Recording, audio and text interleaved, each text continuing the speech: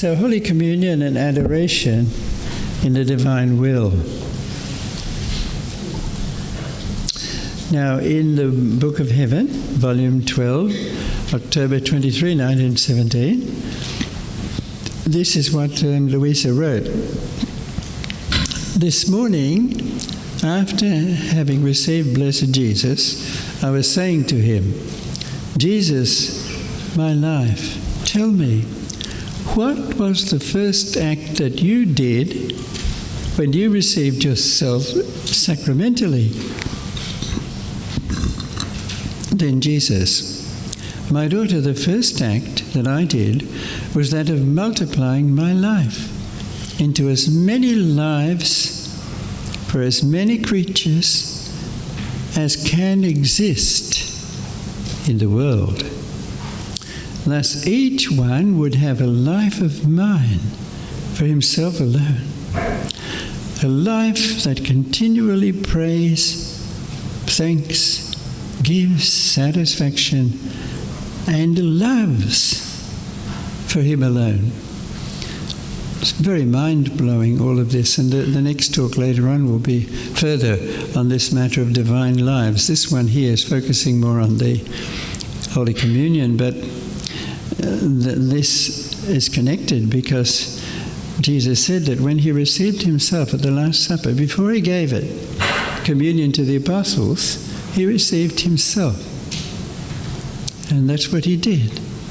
He multiplied his life into as many lives as many creatures can exist in the world. And each one, that means each of us who are here, will have a life of Jesus for himself alone. And this life is all the time praying, thanking, giving reparation, and loving for him alone. It's amazing how I also multiply my pains for each soul, as if I had suffered for her alone and not for others.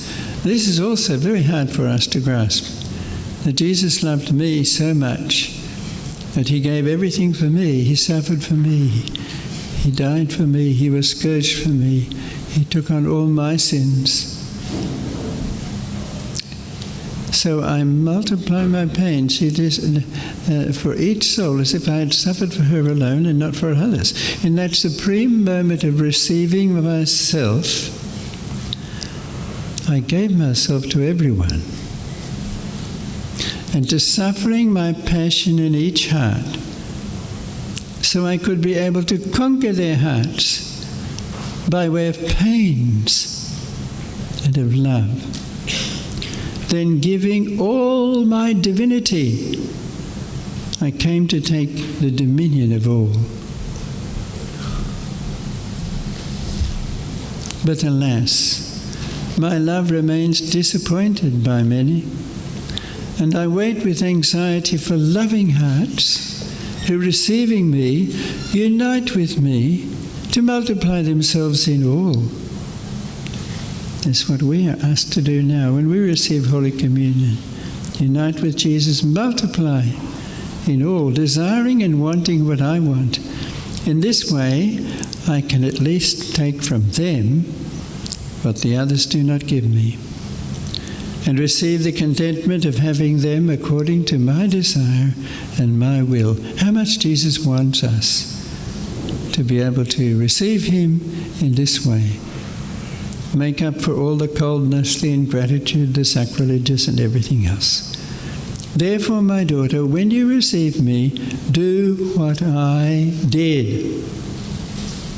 And I will have the contentment that at least there are two of us who want the same thing.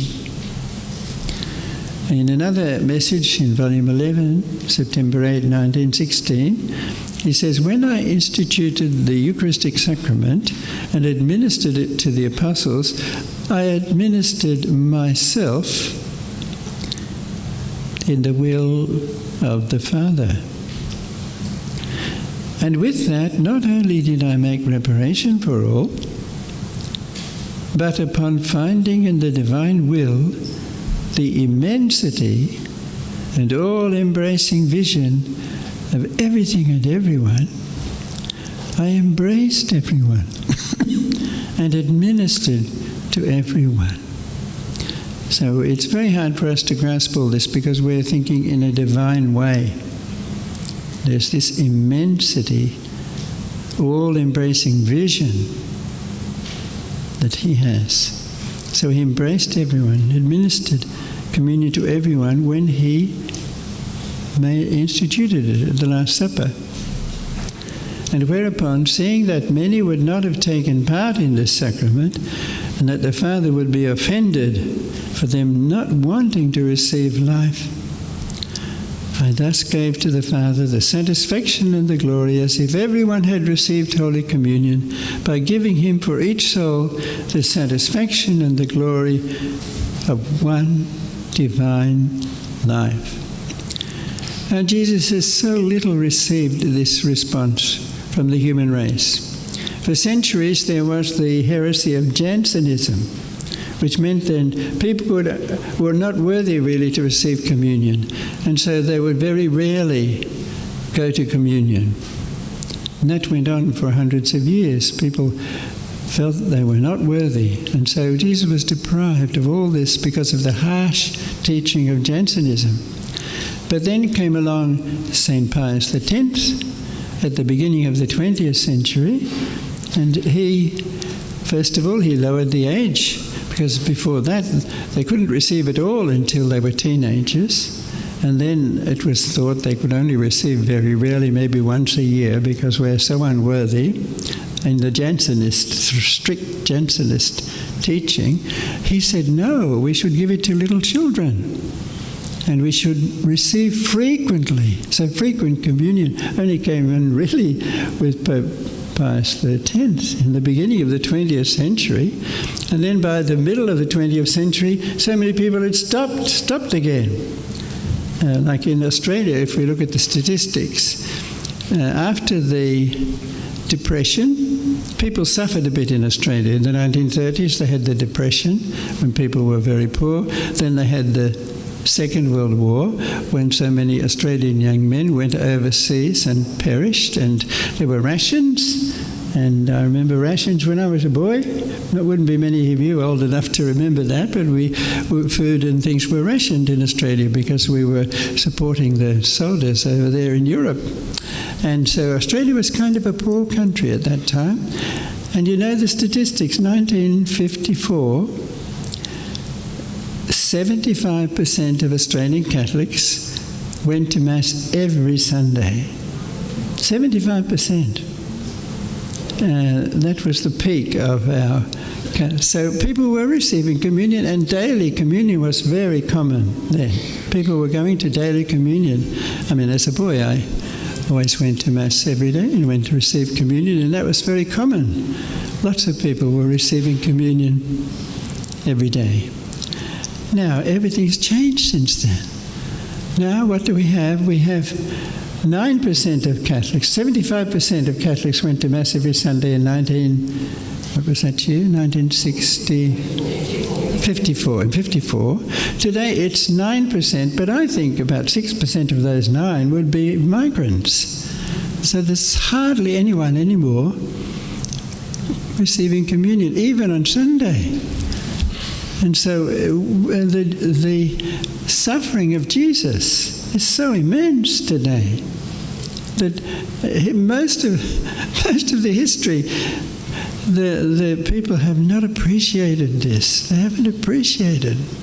So in that Revelation to Louisa, he said, seeing that many would not have taken part in this sacrament, and that the Father would be offended for them not wanting to receive life, I thus gave to the Father the satisfaction and the glory as if everyone had received Holy Communion, by giving him for each soul the satisfaction and the glory of one divine life. So that's all there suspended, waiting for us to take hold of it. So when we come to communion now, if we receive communion in the divine will, we can take possession of all these suspended lives of Jesus, all these communions that he did on behalf of so many people that won't go to communion.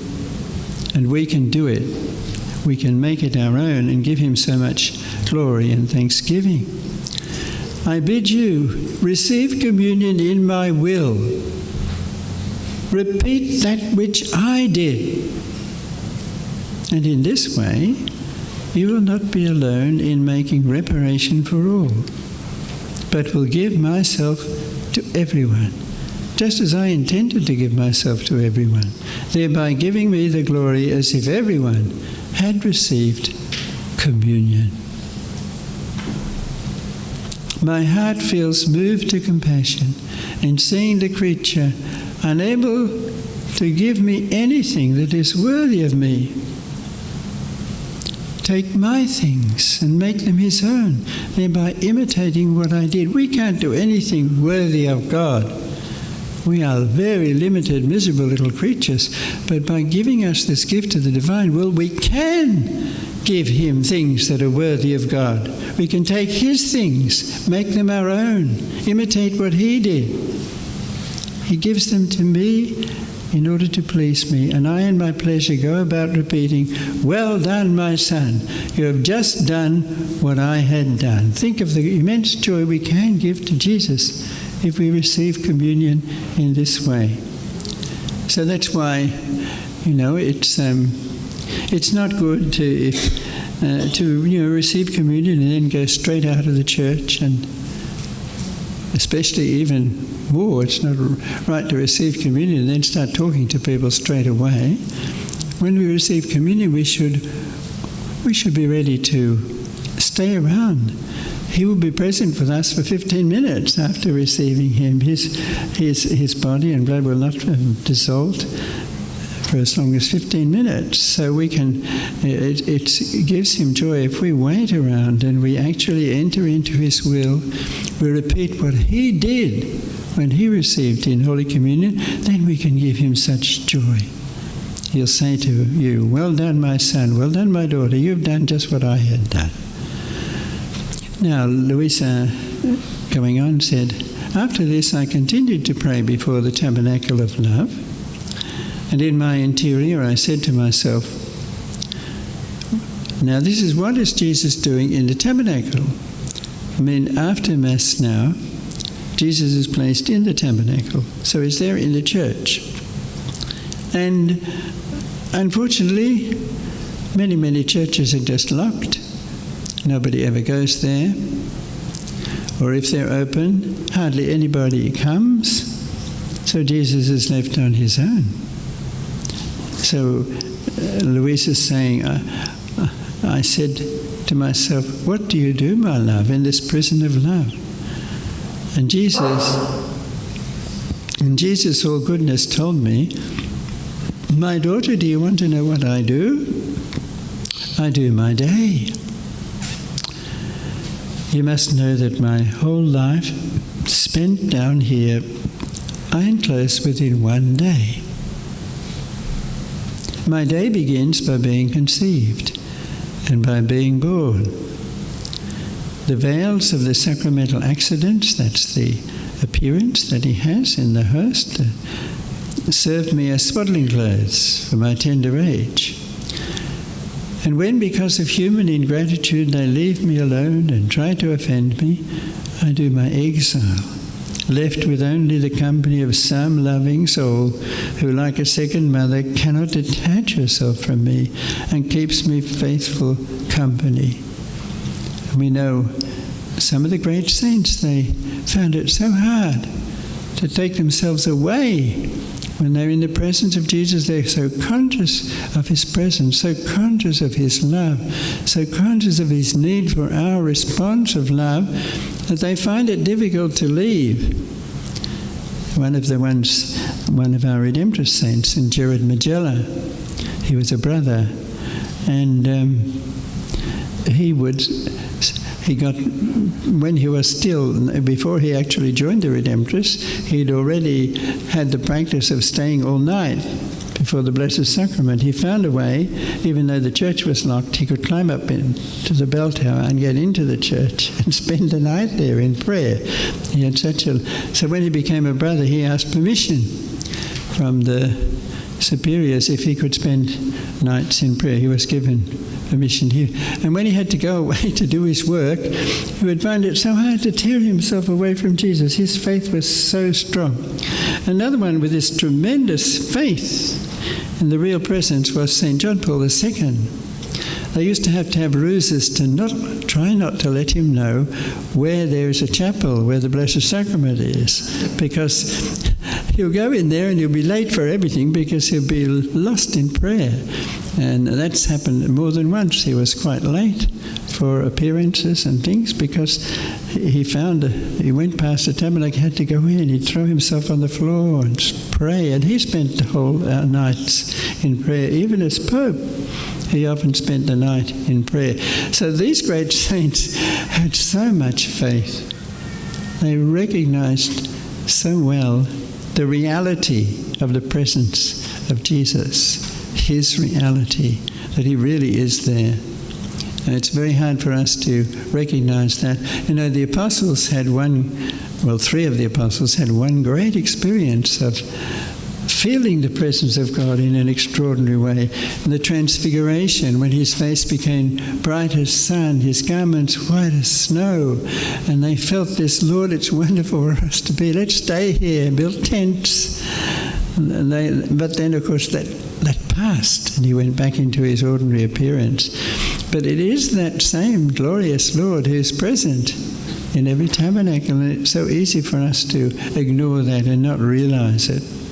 So he says, when because of human ingratitude they leave me alone in the churches and the tabernacles, try to offend me, I do my exile, left with only the company of some loving soul who, like a second mother, cannot detach herself from me and keeps me faithful company. And then from the exile I move on to Nazareth, doing my hidden life in the company of those few good ones who surround me. And continuing my day as creatures draw near to receive me, I do my public life, repeating my evangelical scenes, offering to each one my teachings, the helps, the comforts that are necessary for them.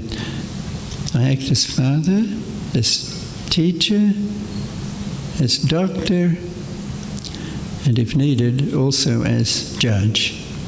So I spend my day waiting for all and doing good for all. So that's what Jesus is doing now in that church, waiting there all day, doing these things, and so much longing for company, for people to come and join him. One of the good things that St. John Paul II did, of course, was to promote the idea of perpetual adoration. In 1989, I think there were less than 5 churches of perpetual adoration in the whole world.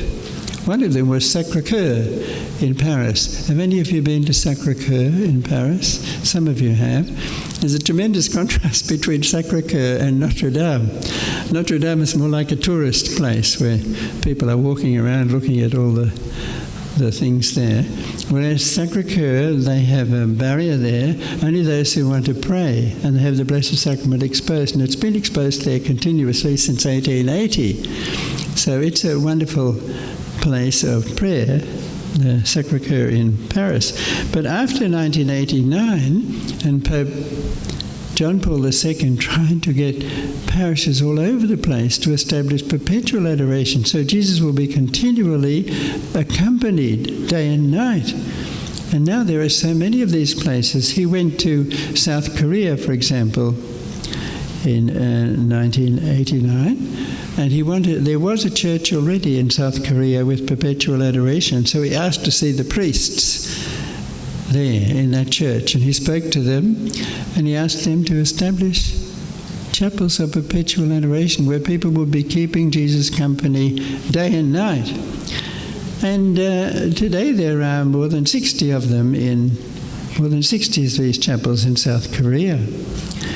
In 1992, he went to Spain, to Seville, and he spoke even stronger there. He said he would wish to see every parish in the world have a chapel of perpetual adoration. And after that, a great movement sprung up in many places. So in the United States, there are around 600 of these chapels of perpetual adoration. In the Philippines, more than 300.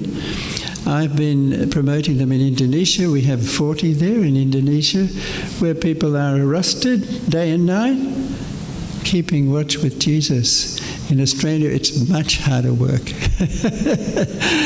We have a few, but very few in Australia. It's very hard work in Australia, getting enough people generous enough to be ready to come even in the middle of the night, 2 o'clock in the morning, and so on, fill every hour of the week. But there are some. There are some. So that's something that Jesus, if we have this kind of faith, of what he talks to Louisa there, saying that he does his hidden life in the tabernacle, in company of those few good who surround me.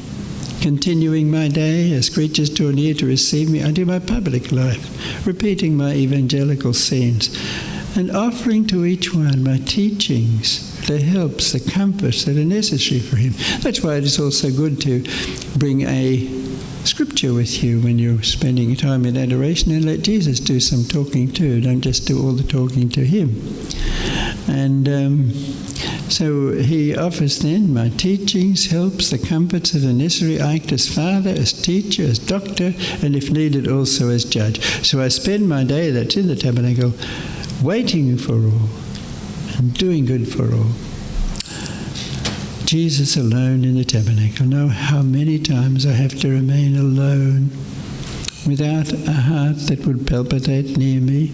I feel a desert around me, and I remain alone praying.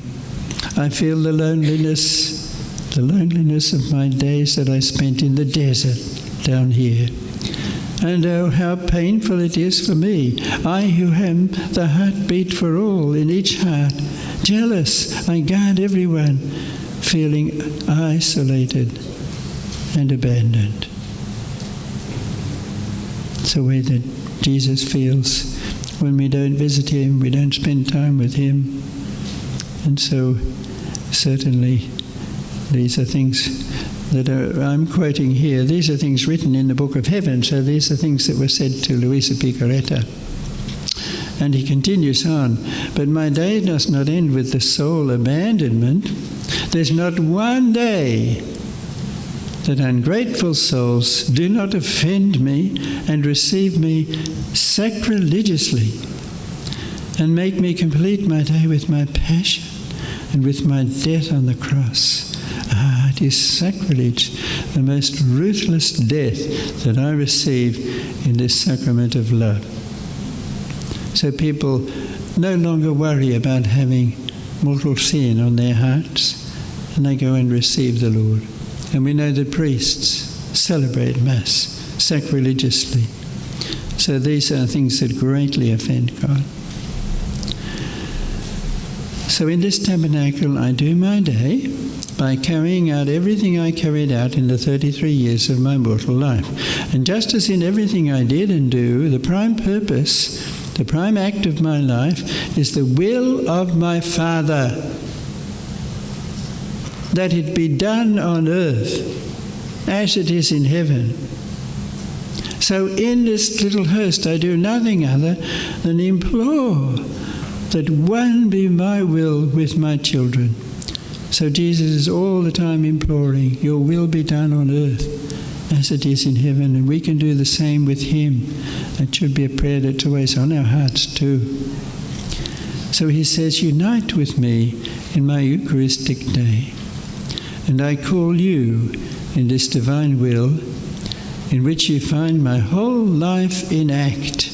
In the divine will, or everything that Jesus did partakes of the divine eternity. It's not something that's over and done 2,000 years ago.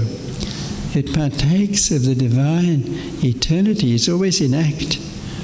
So I call you in this divine will, in which you find my whole life in act, and you, by following it, ruminating it, and offering it, unite yourself with me in my Eucharistic day, to to obtain that my will be known and reign upon earth.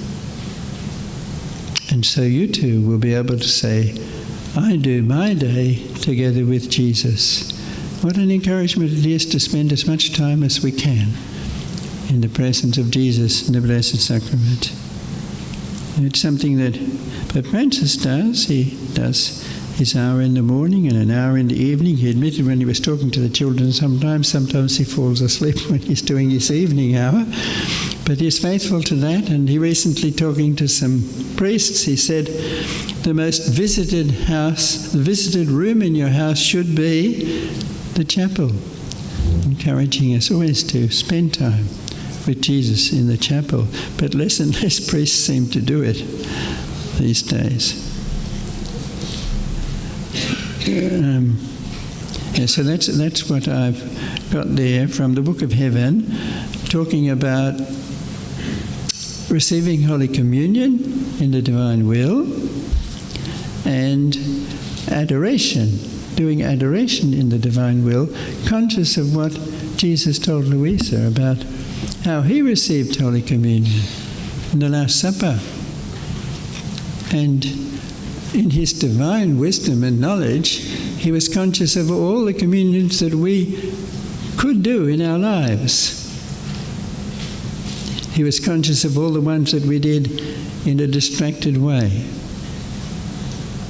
I'm sure all of us have sometimes been distracted when receiving Holy Communion. We're coming up to communion, we're thinking about the shopping list or something else. Oh, I can see somebody responding to that. Yeah, but I mean, it's our human nature, be distracted and everything. And Jesus gave a perfect communion. He received it perfectly for each one of us. And those communions that he received that are suspended are waiting for us to take possession of them, make them our own, so that we can give him perfect glory and thanksgiving for each communion. I believe that the prayers that the angel taught the children in Fatima, they are divine will prayers. I think that imagine teaching these prayers to these little children, especially the second one, which I never omit to pray after communion. Most Holy Trinity, Father, Son, and Holy Spirit, I adore you profoundly. I offer you the most precious body, blood, soul, and divinity of Jesus Christ, present in all the tabernacles of the world, in reparation for the outrages, sacrileges, and indifference by which he is offended, by the infinite merits of the Sacred Heart of Jesus and the Immaculate Heart of Mary, I beg for the conversion of poor sinners. That to me is a real example of how to pray in the divine will after Holy Communion. Yes, we're really doing that. Now, what's that time? Does anybody want to make a question or a comment about either of these two sessions we've had, the prayer in the rounds in the divine will, or the other one? Oh, there's some questions there, are there? Or this one here, receiving Holy Communion in the divine will, or doing adoration in the divine will. We have some questions here, do we? 3.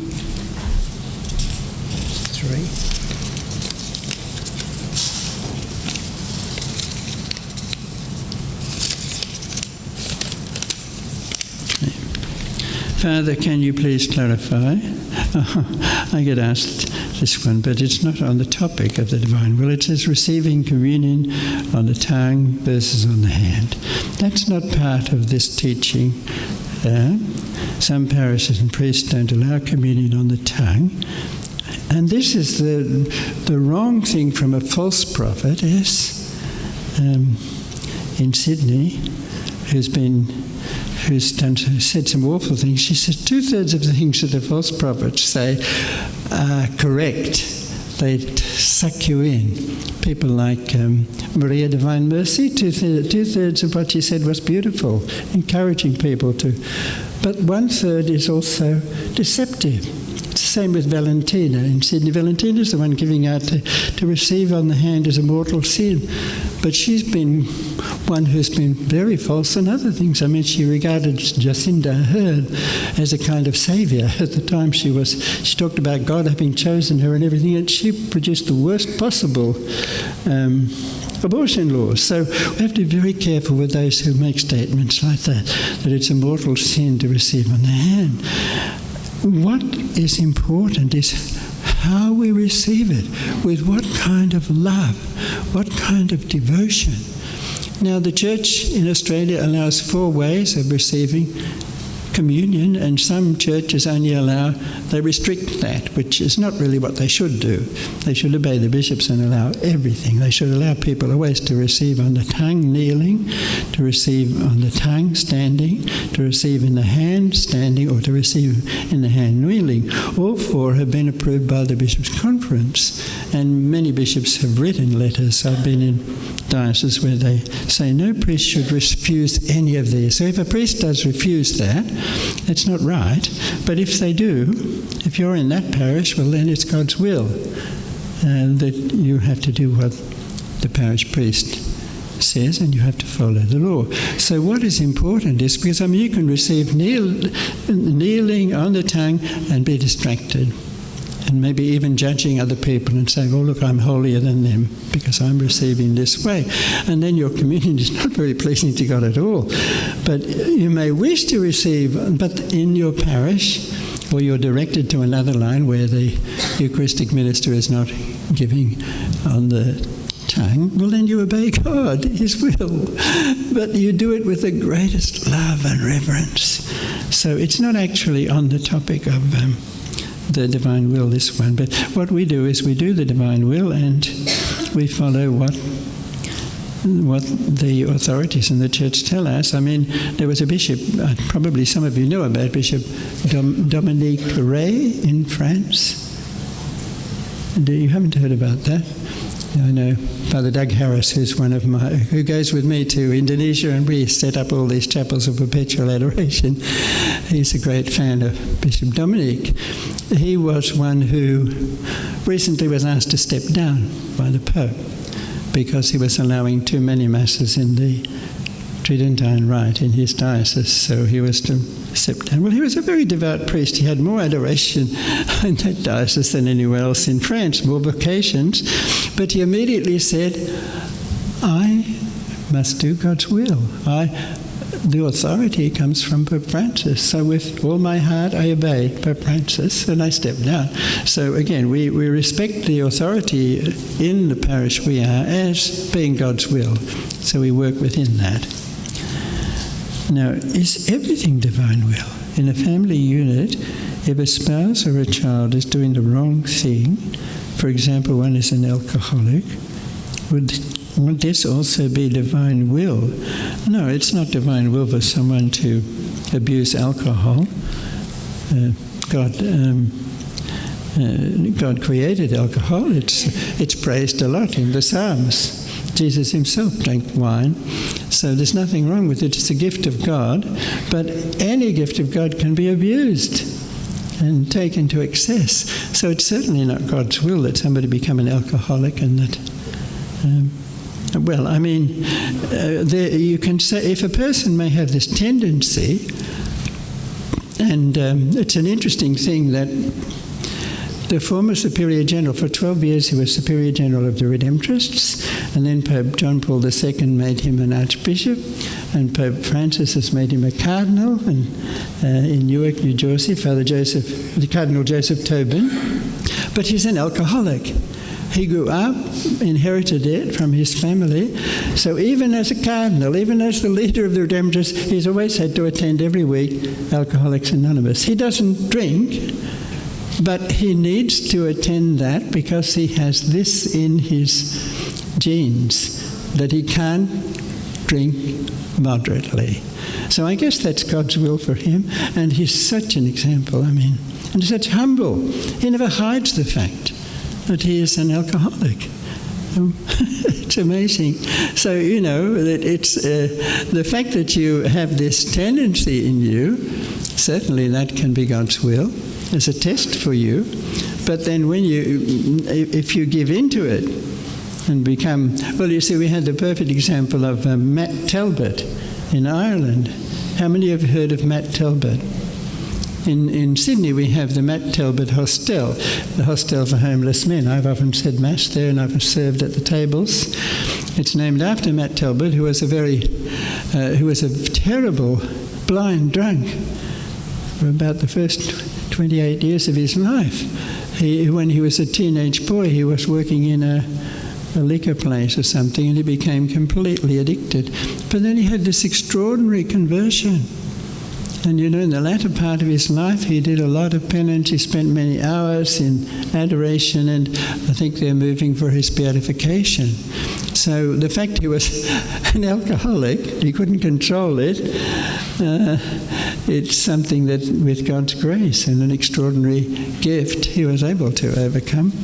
So I don't know if, about the divine will, I suppose it can be the divine will for someone to be born this way and to be given this thing, but it's also the divine will that they overcome it and that they control it. And that's why there are movements under the Holy Spirit, the Alcoholics Anonymous, Gamblers Anonymous. These kind of things are gifts that the Holy Spirit has given to us. And if the people have that tendency, if they join those groups, they can be helped to come out of it. So now, this one here, what is the difference between doing the will of God and living in the divine will? Well, that's something that's explained in great detail by Louisa in the Book of Heaven. That I wonder if I can offhand find. By the way, this is the Book of Heaven. It's the 36 volumes, all in one volume. If you want to look at it, you can. I don't find the print too small. Some people find it too small. But anyway, I'm not sure whether I can just offhand pick up the one thing. What's the topic? What's the difference between doing God's will and living in the divine will? This is explained more than once in the Book of Heaven.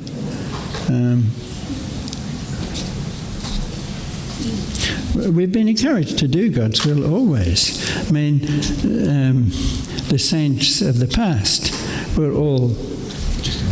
Thank you. The saints of the past, they always strove to do God's will. I mean, we know what is God's will that we have to do? Well, the Ten Commandments are the basic things. First of all, we have to follow the Ten Commandments. So it's obviously not God's will for us to lie, to commit adultery, to steal, and so on. These things are not against the Ten Commandments. And then there are the responsibilities that we have by our state of life. Again, we have to do God's will. So parents can't just neglect their children and let them run wild on the streets. Things like that. That's neglecting to do God's will, because you're responsible as parents to bring them up and so on. So that's the way that we've always lived up till now, trying to do God's will. And that's what the saints of the past have always striven to do God's will. But Louisa has been taught a new thing of living in the divine will. And it's a very great one. There's one little quote here which says how much greater that is. The beautiful living in my will, I like it so much that I will make disappear all other sanctities and any other aspect of virtue in the future generations. And I will make the sanctity of living in my will reappear, which are and will be not human sanctities, but divine. And their sanctity will be so high that, like suns, they will eclipse the most beautiful stars of the saints of the past generations. That's why I want to purge the earth, because it is unworthy of these portents of sanctity.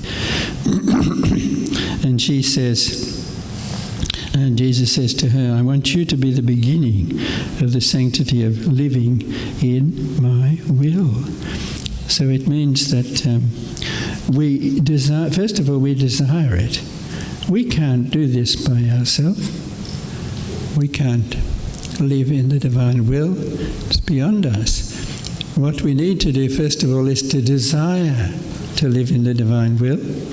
We have the desire, and the saying, I desire it, and God does all the work. It has to be Him that does it. So we have to have a strong desire to live in the divine will. So the divine will is operating all the time in us, not just our human will. But there's a little answer here. This is in this book by Tony Hickey, which is available up there.